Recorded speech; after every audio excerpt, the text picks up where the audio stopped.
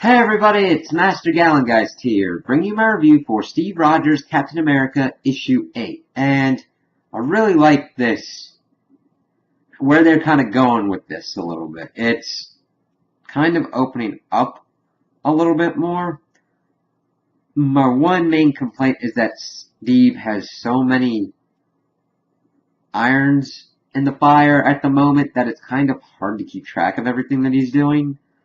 And that's the really main issue, because we're seeing he's using what we've learned of Steve as a Hydra agent is he is really tactical and he's really figuring out his enemy's weak points to strike at them. And I think that the flashback sequences are going to have more in store, and that it's not going to be as simple as Hydra Cap. At least I hope that's where it's going. Because when we're looking at the flashbacks this time, they're much more extensive. They're talking about like Steve and of course Helmut Zemo doing their kind of stuff and doing their kind of pranks, and then Helmut's father comes and he's like, "Oh, hey father, why are you here?" "Oh, I gotta do my stuff." And they're listening in on this Hydra meeting, and they're talking about aligning themselves with the Nazis. And seeing that and what they're doing and their kind of different ideology, how they're trying to do these things to do a prophecy and protect kind of what they deem right, such as doing the strongest must be those in power to fight against these evils that are supposed to be returning. And of course they're thinking, we've got Hitler over here doing all these things, we can at least co-opt it. He either leads us to it, or we take him out and put someone in power who should be. And of course, that's where we're also seeing the Elisa character, who's more kind of with the Kobik kind of changing, and talking about how Steven is the one that's supposed to lead them against the ancient evils. And we really need more about these prophecies and more about what Hydra's real end goal is, because as an organization, they've had different goals in mind. They've always had the object of pretty much controlling the world, controlling information, and making sure that the strongest are in power and that the weak are shoved off and cut out.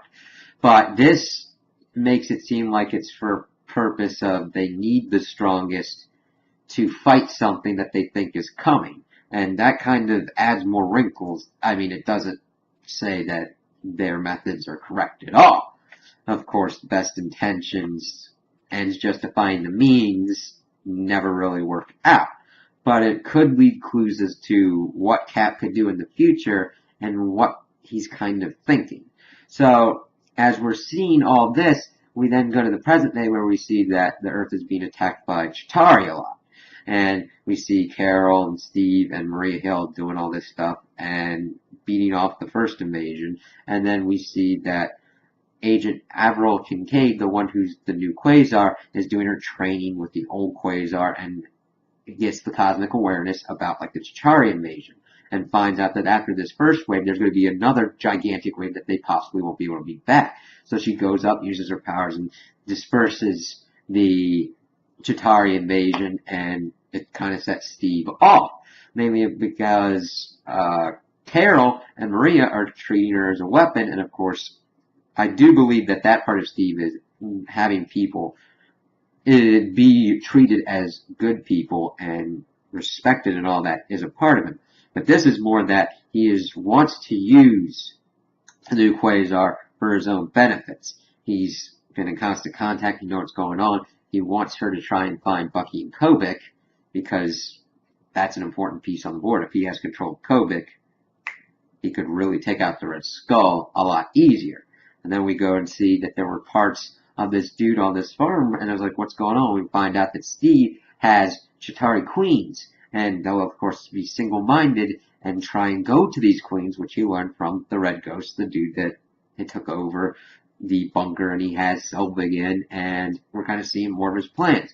He is trying to bombard everyone with all these kinds of distractions, pretty much, or credible threats, in order to make sure that he's under the radar and his true motives aren't seen. And it's being very effective. nobody's really been able to even think that he's got ulterior motives. Now, granted, depending upon what the Hydra prophecies are, I think he's still working as the Steve that we know. It's different and kind of harsher tactics, but I think Steve's good character will win out in the end. And we'll have to see where these are going. It's been a little bit disjointed with all the different kind of things he's been doing, but I'm excited to see how it's all pulled together and how he's going to be ultimately unleashing his plan to build, I think, maybe his own version of Hydra and take out the Red Skull. So those are my opinions on the issue. Tell me what you guys think in the comments below. If you liked it, if you didn't like it, if you agree with me, if you disagree with me. Also, like and subscribe, and I hope you have a good day.